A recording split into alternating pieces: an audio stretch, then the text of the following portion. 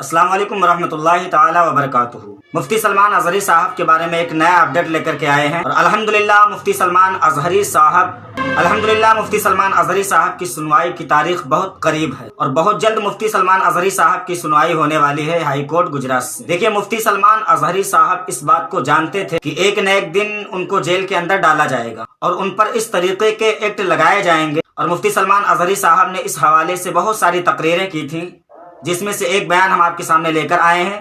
تو آئیے دیکھتے ہیں مفتی سلمان اظہری صاحب کا یہ والا بیان۔ آج کفر کھل کر کے آیا ہے سامنے، نہیں دیکھتے آپ؟ کفر کھل کر کے سامنے آیا ہے تعصب کے ساتھ۔ ہر شہر میں جاتے ہوئے گنڈے للکار رہے ہیں اسلام کے خلاف ہمارے ملک میں۔ اگر میں کھل کر کے آیا تو میرا کیا جرم ہے اس میں؟ میرا کیا قصور ہے اس میں کہ آپ بھی میں نہ بولوں؟ ہاں، آج تمہارے پاس طاقت ہے، پاور ہے، جو کچھ بھی حسر اور رسوخ ہے، اس سے زیادہ کیا کرو گے کہ تم مجھے جیل میں بند کر دو گے؟ میں کل کی تفسیر میں بھی یہی کہا، ایک مولانا صاحب نے کہا کیا آپ اتنا بول رہے ہیں، آپ پر ایسے ایکٹ لگائے جائیں گے کہ زندگی بھر آپ کی ضمانت ہی نہیں ہوگی، آپ پر ایسے قانون لگائے جائیں گے کہ آپ کی زندگی بھر ضمانت ہی نہیں ہوگی۔ میرا دل یہ کہتا ہے، اے لوگوں، اس طرح جی کر فائدہ بھی کیا؟ ایسی آزادی کس کام کی جس میں روز اٹھتے ساتھ میرے نبی کی شان میں گستاخیاں ہم سن رہے ہوں اور حضور کو کوسا جا رہا ہم کھاتے پیتے گھوم رہے ہوں؟ اس سے بہتر ہے کہ جیل کی کوٹری میں ہم زندگی گزار لیں، کل بارگاہ مصطفیٰ میں اٹھنے والا چہرہ تو رہے ہمارے پاس۔ اگر اللہ کے نبی صلی اللہ تعالی علیہ وسلم نے سوال کر لیا پکڑ کر کے کہ تیرے زندگی میں، تیری جوانی میں مجھ پر تو لوگ رنگیلا رسول کہہ رہے تھے، تو کیا کہہ رہا تھا؟ تو کیا کہہ رہا تھا اس زمانے؟ تم کیا کہو گے؟ اے اللہ کے نبی، میں مزدور تھا، میں کچھ نہیں کر سکتا تھا، میں غریب تھا، کام کاج کرتا تھا، میں کچھ نہیں کر سکتا تھا۔ یاد رکھو، اس وقت میرے آقا تمہارے سامنے بلال حبشی کو لا کر کھڑا کر دیں گے۔ یہ کیا تھا بلال؟ یہ تو غلام تھا، اس کی پیٹھ پر سل رکھ کر کے پیٹھ گلا دی جاتی، تب بھی اپنی زبان پر میرا نام لینا نہیں چھوڑتا تھا۔ تم کون سی مزدوری کی شکایت لے جاؤ گے؟ بہانہ کرو گے اللہ کی بارگاہ میں، رسول کی بارگاہ میں بہانہ کرو گے؟ اے گروہ علماء، تم کو اللہ نے ممبر دیے ہیں خطابت کے لیے، اللہ نے اپنے رسول کا ممبر تمہیں دیا ہے، اس لیے نہیں کہ تم حکومت کی خوشامدی کرو، تم اپنے وقت کے طاغوتی قوتوں کی خوشامدی کرو، اس لیے نہیں، بلکہ آج تم سے قوم مصافحہ کر کے ہاتھ چومتی ہے صرف اس لیے کہ تمہاری زبان پر نام مصطفیٰ ہے۔ آج علماء کی جو عزت ہے صرف اس لیے، تمہاری پگڑیاں، تمہارے جبے دیکھ کر کے قوم عزت نہیں کرتی، صرف اس لیے ان کے دلوں میں تم مچلتے ہو کہ تم مصطفیٰ کریم کی باتیں کرتے ہو۔ علماء کو جاننا چاہیے کہ تمہاری عزت نبی سے وابستہ ہے۔ آبرو ماذا نام مصطفیٰ است، ہماری آبرو، اقبال نے کہا تھا، ہماری آبرو نام مصطفیٰ سے وابستہ ہے۔ اگر اسی نام کو کسی نے چھیڑا تو پھر ہمارا جی کر مطلب کیا ہے؟ ہم کس کام کے؟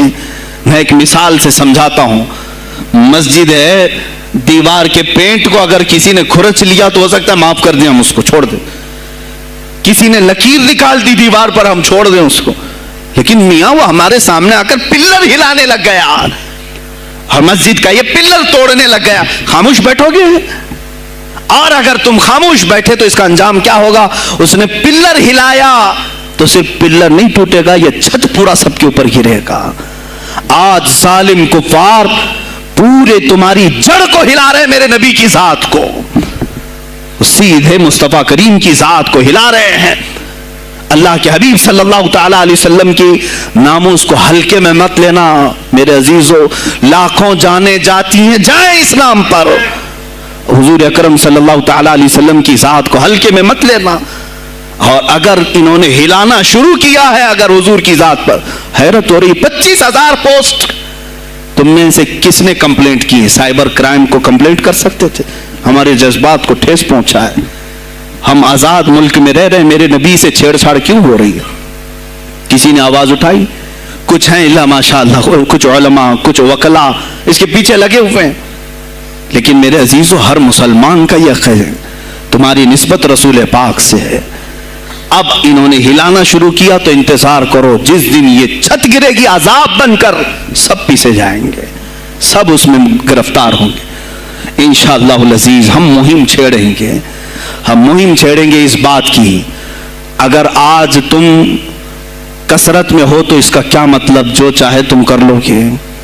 ہم اتنے گئے گزرے تو نہیں ہیں کہ ہمارے نبی کے اوپر بھی تم چلے جاؤ. ہاں ہمیں رون دیا، ہمیں مار دیا، ہمیں قتل کر دیا، سب برداشت کر لیا، لیکن اب اس سے آگے نہیں برداشت کریں گے انشاءاللہ العزیز. میں آواز دیتا ہوں اسی منبر سے، اے گروہ علماء، اے جماعت صوفیہ، اے خانقاہ کے گدی نشینوں، باہر آؤ. آؤ حکومت وقت سے ایک مطالبہ یہ کرو، اے حکومت وقت کے تخت پر بیٹھنے والوں، ہمارے ہند میں پارلیمنٹ میں بھی ایسا قانون پاس کرو کہ کوئی میرے نبی کی ذات پر بھونکے تو اسے موت کی سزا ہو جائے. ہم یہ چاہتے ہیں. اگر اس قانون کو تمہیں لانے میں کچھ زندگیوں کی ضرورت ہے تو یہ فقیر حاضر ہے اور میرے ساتھ بھی کچھ تمہارے لیے حاضر ہوں گے. لے لو ہماری جانیں اور ایک قانون ایسا بنا دو تاکہ قیامت تک پھر یہاں پر کوئی نہ بھونکے میرے نبی کی ذات پر. تم قانون صرف میرے نبی کے لیے نہیں، تم اپنے دیوی دیوتاؤں کے لیے بناؤ. شانتی سے رہو. ہم نے کبھی تمہارے خلاف بھونکا نہیں ہے، ہم نے کبھی دیوی دیوتاؤں کو چھیڑا نہیں ہے، اس لیے کہ اسلام اس کی اجازت نہیں دیتا. ہم گالی نہیں دیتے، ہم اسلام کی حقانیت سے بیان کرتے ہیں. لیکن خاموش رہنے کی یہ سزا ہمیں دی جا رہی ہے کہ ہمیں گالیاں دیتے دیتے یہ اب ہمارے نبی تک پہنچ گئے، ہماری ماں عائشہ صدیقہ تک پہنچ گئے، اور ہمارے تمام اکابرین اسلاف تک پہنچ گئے. اور 25 کروڑ کی تعداد میں خاموشی یہ اچھی نہیں ہے میرے عزیزوں، اچھی نہیں ہے. آج افسوس اسی بات کا ہے جن کو اللہ تعالیٰ نے اپنے نبی کی نیابت عطا کی ہے، وہ نائب رسول ہیں یا کسی خانقاہ کے گدے نشین ہیں. تم یہ مت سمجھ لینا کہ تمہارے آبا و اجداد کمال کے تھے، بزرگان دین تھے، تم چھوٹے جاؤ گے. نہیں، سوال تو ہوگا، تمہیں سوال ہوگا، مجھ سے بھی ہوگا. میں یہ نہیں کہہ رہا ہوں کہ میں کوئی الگ ہوں، سوال ہوگا. آؤ سر جوڑ کر کے ہم اس سلسلے میں کوشش کریں. غوث پاک رضی اللہ تعالیٰ عنہ کا یہی میسج تھا. ہندوستان میں شہاب الدین غوری نے جو پرچم اسلام لہرایا وہ آج تک اس کی دین ہے کہ مسلمان زندہ ہیں. یہاں مسلمان باقی ہیں. پوری دنیا میں نظام کو صحیح کرنے کے لیے آواز اٹھانا یہ بھی اولیاء کاملین کی بات ہے، ان کی صفات ہیں. صرف اپنی خانقاہ میں اللہ اللہ اور ذکر کرانا ہی ان کا کام نہیں تھا، وہ دلوں کو تو دھلتے ہی تھے، لیکن جو نظام سنبھال رہا ہوتا اس کی باغ ڈور کو بھی دھلتے تھے، اس کی بھی صفائی کرتے تھے. تو اللہ کا ڈر رکھنے والا کرسیوں پر آئے، جو کسی کا خون چوسنے والا نہ آئے. عزیزان گرامی وقار، اپنے سیاسی شعور کو بھی بیدار کرو، سیاست کو سمجھو. تم کب تک استعمال ہوتے رہو گے؟ اب اس میں علماء کو بھی آنا چاہیے کہ ان کے سیاسی شعور کو بیدار کرے. تمہارے ساتھ آج جو کھیل کھیلا جا رہا ہے، تم ہر ایک کی جے وجے کرتے ہوئے ہر پارٹی کے پیچھے جاتے ہو. تم نے آج تک اپنا قائد نہیں ڈھونڈا، اپنا قائد نہیں ڈھونڈا. اور ان کو دیکھو، وہ کہتے ہیں کہ اگر پیٹرول 200 لیٹر بھی ہو جائے تو ہمارے قائد تو یہی ہیں، اس لیے کہ ہمارا ہم مذہب ہے، وہ ہمارے مذہب کی بات کرتا ہے. تمہارا کون ہے میرے عزیز؟ تم کسی پر متفق نہیں ہوتے، اور جو تمہارے لیڈر ہیں وہ کسی اور کے پلو میں چھپے ہوئے ہیں، ہاں کسی اور کی گود میں بیٹھے ہوئے ہیں. جا کر کے یہ سارے مسلمانوں کو کسی اور کے ہاں بیچ کر کے آتے ہیں. یہ سیاسی شعور بیدار کرو. مجھے معلوم ہے میری یہ باتوں کا سب سے زیادہ ایکشن کون لے گا، مجھے معلوم ہے. سب سے زیادہ کس کو کھلبلی مچے گی وہ بھی مجھے معلوم ہے. اس لیے کہ میں ان سیکولر پارٹیوں کے بارے میں بول رہا ہوں جو چہرہ سیکولر بتا کر کے ہم آپ سب کے ووٹ لے کر کے چلے جاتے ہیں، اور پھر مجھے بتاؤ جن کو تم اپنا مسیحا سمجھ کر کے ان کے پیچھے جے جے کرتے گھومتے رہتے ہو، تمہارے مذہب پر آج کیا حملے نہیں ہوئے ہیں، کیا نہیں ہوئے؟ کشمیر آج تک جل رہا ہے. کہاں یہ کانگریس کیوں نہیں بات کرتی ہے جو پورے مسلمانوں کی مسیحا ہے؟ کہاں ہے وہ سماجوادی، وہ بی ایس پی، فلاں فلاں فلاں جو پارٹیاں جن میں سب مسلمان جاتے ہیں؟ کیا ان کو اتنا بھی شعور نہیں کہ وہ پارلیمنٹ میں اس کے خلاف بات کریں، کہیں کہ یہ مسلمانوں کے ساتھ ظلم ہو رہا ہے، ہم ان کے ووٹ لیتے ہیں؟ نہیں بات کریں گے. یہ صرف اور صرف تمہیں استعمال کرتے ہیں، اور انہیں معلوم بھی ہے ہم نے ان سب کو خریدا ہے. ان کے لیڈروں کے منہ میں اپنی زبان رکھی ہوئی، یہ کوئی بولے گا نہیں، انہیں معلوم ہے. تمہیں یہ اندازہ نہیں میرے عزیزو، آج میں بولوں تو لوگوں کو تکلیف ہوگی. کشمیر کے ایسے حالات ہیں، رو رہے ہیں وہاں پر. ایک مولانا ہے، مسجد کے امام ہیں، انہوں نے کہا، باضابطہ حلفیہ کہا نوجوان میرے پاس نماز کے لیے آتا تھا، اس نے یہ کہا کہ حضرت کیا سوسائڈ کرنے کی اجازت ہے؟ کہا کیوں؟ کہا میرے گھر میں کچھ لوگ داخل ہوئے، میں ان کا نام ذکر نہیں کر رہا ہوں، کچھ لوگ داخل ہوئے، مجھے ہاتھ باندھ کر کے کھڑا کیا، میری ماں اور میری بہن کو ننگا کیا، میرے سامنے کپڑے اتارے اور ان کی عزت لوٹی، اور اس کے بعد مجھے ہاتھ کھول کر کے چھوڑ دیا. مجھے بتائیں اس کے بعد بھی جینے کا کوئی مقصد رہتا ہے؟ مجھے بتائیں اس کے بعد بھی جینے کا کوئی حاصل ہے؟ یہ سب تمہارے ساتھ بھی ہوگا. جہاں میجورٹی ان کی مسلمانوں کی تھی وہاں یہ ننگا ناچ کر کے دکھایا ہے، تو یہاں تو تم بہت قلت میں ہو، تمہارے ساتھ بہت کچھ ہو سکتے ہیں. اب بھی اگر خاموش رہے، اسی لیے میں بار بار کہتا ہوں، اٹھو وہ گھر نہ حشر نہ ہوگا پھر کبھی، دوڑو کہ زمانہ چال اپنی چل گیا. تم اپنی سیاست کو منتخب کرو، تم اپنی قیادت کو منتخب کرو، اور اگر ابھی بھی سیاسی لاشعوری کی زندگی گزارتے رہو گے، لقمے بنتے چلے جاؤ گے، یہ کھاتے چلے جائیں گے. بات میں سلطان الاولیاء غوث پاک کی کر رہا تھا، لیکن مجھے یہ حالات پر گفتگو ضرور کرنی ہے، اس لیے کہ مجھے معلوم نہیں ہے کہ میری زبان پر کب تالے لگائے جائیں گے یا میری گردن پر کب چھری پھیری جائے گی، مجھے اس کا اندازہ نہیں. لیکن اے مسلمانوں، تم میری ذات سے الجھتے ہو تو الجھ جاؤ، مجھے اگر بلیم کرتے ہو، تانے مارتے ہو تو مار لو. چند دنوں کی بات ہے، جب تک میری سانسیں چل رہی ہیں تب تک مجھے گالیاں دو گے، لیکن جس دن میں بھی دنیا سے جاؤں گا اس دن تم ہماری باتیں یاد رکھو گے، اس دن یاد کرو گے. مجھے اپنے بچوں کو یہی بتانا ہے کہ اب وہ دور آیا ہے جہاں ممبروں سے بھی بولنے میں اب گھبراہٹ ہے. لوگ اپنے خوف کے مارے ایسے ہیں کہ اپنی روزی روٹی کے چکر میں میرے مصطفیٰ کی گالیاں سننا برداشت کر رہے ہیں. دیتا ہے دینے دو نا، ہمارا کیا بگڑتا ہے؟ اس پوزیشن میں تم آئے ہو آج، تمہارا امام جب اتنا بزدل ہے تو تمہارے دلوں میں کون سا ایمان باقی رہ جائے گا؟ اس لیے شعور پیدا کرو. اگر اولیاء کی نسبت تمہارے دل میں ذرا برابر بھی باقی ہے تو اٹھو میرے عزیزو. آپ قیامت کے دن جواب دہ ہوں گے میرے نبی صلی اللہ تعالیٰ علیہ وسلم کی عظمت پر. آج جو حملے ہو رہے ہیں یہ ہماری زندگی کا سب سے بڑا ایشو ہے. آج مطالبے کرو، مانگو تو کس چیز کو مانگو؟ بس یہ ہے کہ میری نبی کی عزت سلامت رہے، مجھے دنیا میں اور کچھ نہیں چاہیے. اتنا مطالبہ تو کر سکتے ہو، اتنا مطالبہ کرو، اور پھر دیکھو میرے مصطفیٰ کی طرف سے انعام کیا ملے گا، اللہ کی طرف سے انعام کیا ملے گا. ارے وہ مرد قلندر جو پاکستان میں ابھی شہید ہوا، کس بات کا اعلان کرتا تھا؟ کس کو پکارتا تھا؟ کس کو للکارتا تھا؟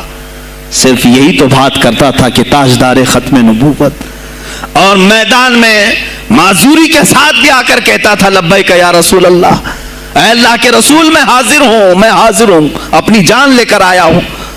اور تم یاد رکھنا تمہاری ٹانگیں تو سلامت ہے، کل بروز قیامت ہو سکتا ہے تمہارا سامنا اس خادم حسین سے ہو، تمہاری ٹانگیں دیکھ کر کے پوچھی جائیں گی. معذور ہونے کے بعد جب کوئی میدان میں میرے نبی کی عظمت پر پہرا دینے کے لیے آ سکتا ہے تو تم نے اپنی ٹانگیں کس کام کے لیے رکھی تھی؟ میرے عزیزوں، میں نے جتنی طاقت مجھے اللہ نے دی میں بول رہا ہوں، اب اس کے بعد کا محاذ تمہیں سنبھالنا ہے، آگے کی ہماری فکروں کو تمہیں لے جانا ہے. شاید اس زمانے میں ہم جی رہے ہیں جہاں اتنی آزادی نہیں ہوگی. چھوٹی سی بات کو آج بہت بڑا بنا کر کے اسے ختم کیا جاتا ہے، لیکن مجھے اندازہ ہے اس بات کا، ہندوستان کی آزادی میں بھی میرے اکابرین میں 30,000 علماء نے اپنی جانیں دی ہیں. کشمیر سے لے کر دلی تک ہر درخت پر ایک عالم کی لاش لٹکی ہوئی تھی. ان کی جانیں، ان کی قربانیاں رائیگاں نہیں گئیں. 70 سال سے ہم مزے لے رہے ہیں، ان کی قربانیاں ہیں. یہ علامہ فضل حق خیر آبادی کو انڈمان نکوبار پوری زندگی کے لیے قید کر کے ختم کر دیا گیا، مزار بھی وہیں پر ہے آج. تو آج مجھے اندازہ ہے اگر میں نے اس بات کی شروعات کی ہے، ہو سکتا ہے یہ جو کچھ بھی ہمارے ساتھ کریں، لیکن مجھے میرے رب ذوالجلال کی ذات پر یقین ہے میں یہی کہوں گا، اے اللہ اگر ہمارے مقدر میں شہادت ہے تو اس سے بہتر کوئی اور موت ہے نہیں۔ اے رب ذوالجلال اس حالت میں دنیا سے اٹھا جب تو ہم سے راضی ہو۔ اگر تو نے ہمارے لیے ایک لمحے کے لیے بھی ناراضی ہے مولا، پھر ہمیں مہلت دے دے کہ تجھے راضی کر کے جائے، تجھے راضی کر کے جائے۔ میرے مصطفیٰ صلی اللہ تعالیٰ علیہ وسلم کو قبر میں ہمیں دیکھنا ہے، اس لیے ہم قبر میں جا رہے ہیں، لیکن اس حال میں دنیا سے جائیں کہ ان کی عظمت پر کچھ بول تو سکیں، ان کی ناموس پہ کچھ کر تو سکیں۔ عزیزان گرامی، سلطان الاولیاء شہنشاہ بغداد رضی اللہ تعالیٰ عنہ کی ذات پر جو ان کی کرامات ہیں وہ ساری چیزیں پھر کبھی میں ذکر کروں گا۔ آج اسی پر میں اختتام کرتا ہوں، اسی پر جیو اور اسی پر مرو، انہیں جانا انہیں مانا، نہ رکھا غیر سے کھا، للہ الحمد میں دنیا سے مسلمان گیا، آج لے ان کی پناہ، آج مدد مانگ ان سے، پھر نہ مانیں گے قیامت میں اگر مان گیا۔ اس لیے کہ رسول پاک صلی اللہ تعالیٰ علیہ وسلم کے سوا کوئی اس قیامت کے میدان میں تمہارا دستگیر نہیں ہے، جب تک وہ تیری سفارش نہ کریں اللہ بھی تجھ سے کلام کرنے والا نہیں ہے۔ جب امام اہل سنت نے یہاں تک کہہ دیا خلیل و نجی مسیح و صفی سبھی سے کہیں نہ بنی، یہ بے خبری کی خلق پھری کہاں سے کہاں تمہارے لیے، رسول پاک ہی کے لیے تم وہاں پر بھی اٹھائے جاؤ گے۔ میں یہی میسج دے کر کے جاؤں گا جو میرے مرشد گرامی نے آخری وقت دیا تھا، زندگی یہ نہیں کسی کی کسی کے لیے، زندگی ہے نبی کی نبی کے لیے، نہ سمجھ مرتے ہیں زندگی کے لیے، نہ سمجھ مرتے ہیں زندگی کے لیے، جینا مرنا ہے سب کچھ نبی کے لیے۔ بلحوث سن سیم و زر کی بندگی اچھی نہیں، بلحوث کہتے ہیں ہوس کا پجاری، خواہشات کا پجاری، میرا مرشد یہ کہہ کر گیا ہے ہمیں، بلحوث سن سیم و زر کی بندگی اچھی نہیں، ان کے در کی بھیک اچھی سروری اچھی نہیں، ان کے در کی بھیک اچھی سروری اچھی نہیں۔ اور کہتے ہیں جو پیا کو بھائے اختر وہ سہانا راگ ہے، جو پیا کو بھائے اختر وہ سہانا راگ ہے، جس سے ناخوش ہو پیا وہ راگنی اچھی نہیں، جو میرے نبی کو نہ پسند آئے وہ بات ہی اچھی نہیں، جو میرے نبی کو نہ پسند کام ہو وہ کام ہی اچھا نہیں، جس سے ناخوش ہو پیا وہ راگنی اچھی نہیں۔ وآخر دعوانا الحمدللہ رب العالمین۔ سلام۔